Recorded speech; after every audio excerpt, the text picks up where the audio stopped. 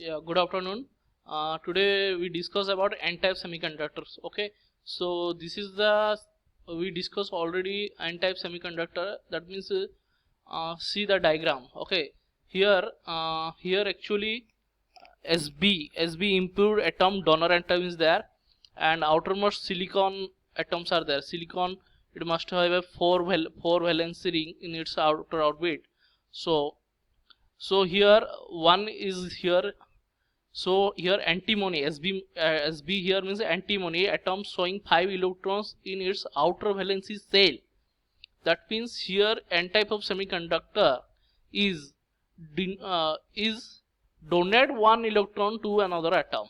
Okay, so that's why it is called as a n type semiconductor is also called as a donor type semiconductors. Okay, and come to the next p-type semiconductor. Okay, p-type semiconductor is prepared by addition of trivalent impurities. We already discussed. Okay, trivalent impurities means in its outermost orbit we have a three electrons in outer valency cell. C is a boron. P is the boron. Here boron atom shows the 5 atomic number is here 5. So boron atom shows 3 electron in its outer valency cells. So according to the KLMN 281832 like that. So here boron Pauli's principle, that is called as a Pauli's principles. Okay, so boron atom showing 3 electrons in outer valency cell. Okay, so here silicon outermost is 4, here also 4, here 4, here 4. This is the covalent structure. So boron, it there is one missing of electrons. Okay, so that is called as a here hole. So it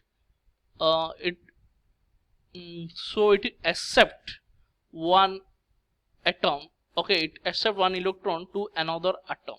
Okay, so this is called as an accepted type semiconductor, or you can say that accepted type semiconductor, or it can be p-type semiconductor, or you can say it is a p-type materials.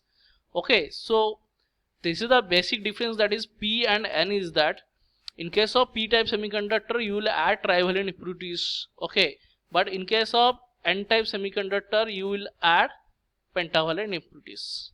So like that we have one mathematically you can say that PT, like that p-type semiconductor is formed by addition of trivalent impurities. Okay, so PT and P. Okay, and n type of semiconductor is added by pentavalent impurities, so NP. So in case of PT, so semiconductor means its outermost have a 4 electron valency. So suppose silicon is 4, you will add 3.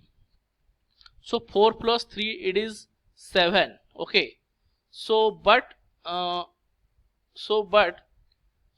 plus 3 it is 7, but you have to obey the octet rule. Octet rule means outermost must be 8. So your p-type semiconductor you will add a trivalent impurities. So 4 plus 3, that is 7. So you will add one electron. Okay, accept one electron to another atom. That's why it is called as a acceptor type semiconductor. Here so that is called as a p-type semiconductor. Or majority charge carrier in case of p-type metal is your holes and minority is your electron. Okay, similarly in case of n-type semiconductor your majority is electrons and minority is your holes. And here outermost semiconductor silicon, suppose it is a 4, you will add here pentavalent impurities. So 4 plus 5, that is known as 9. So in order to obey the octet rule, okay, so in order to obey the octet rule, outermost must be 8. So you have to donate one electron to another atoms. Okay, that's why it is called as a donor type semiconductor. Clear all of you? So next, working and application of semiconductor. There are the different types of working and application.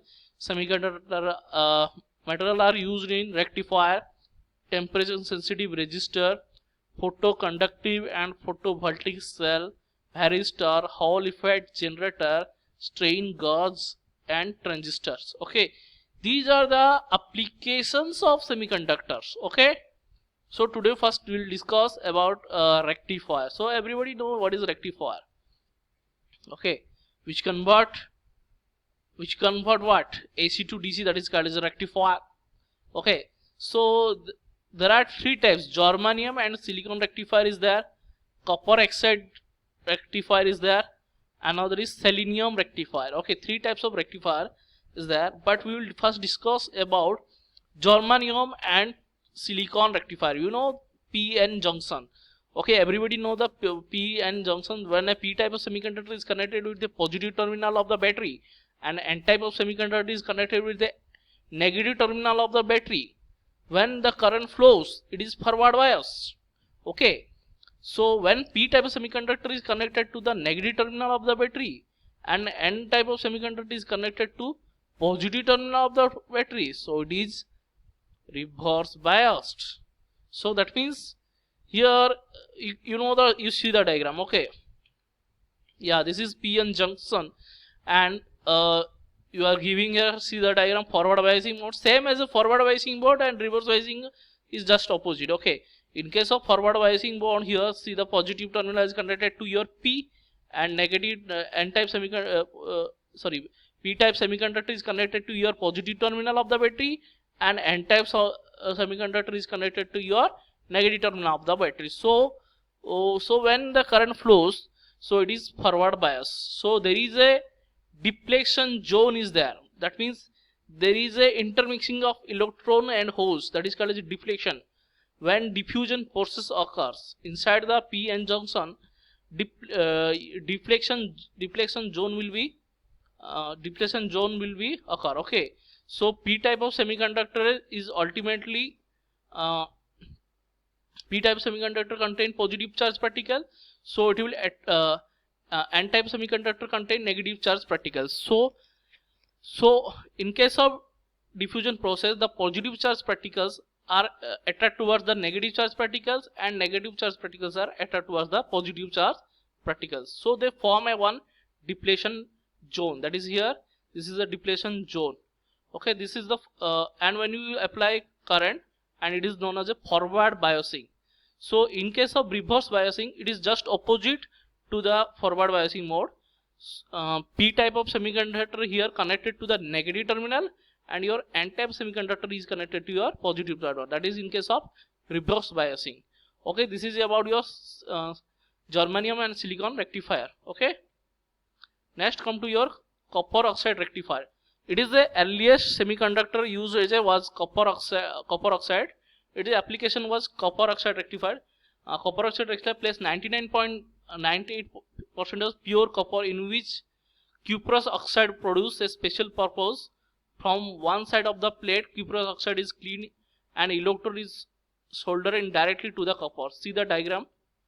See here it is a three terminals. Here first is copper, 2 is copper oxide, and 3 is lead plate. Okay, so the rectifier will allow the current flow from oxide to copper, and will not allow the flow of current copper to oxide. That is the main point here. It will allow the current from oxide to copper. Okay, that means oxide, see here, this is a oxide is there. Okay, oxide to copper, but it will not come from copper to oxide. Okay, so that is the main advantages of this type of rectifier. And the single rectifier ranges from 4 and 8 volts. So the number of unit connected in series operating high voltage, and the forward direction 0.1 to 0.15 your current density, maximum current density of this rectifier. And the rectifier is 12 to 15 years its validity, and its efficiency is 70%. Okay, this is a one type of rectifier, so its efficiency is 70%. Okay, so and this current will flow from oxide to copper, not from oxide to the rectifier allow the current from oxide to copper, but and will not allow from copper to oxide. Okay, clear? Application: this type of rectifier used in meter, battery, cell charging, X-ray work, measurement of railway signaling, telephone system.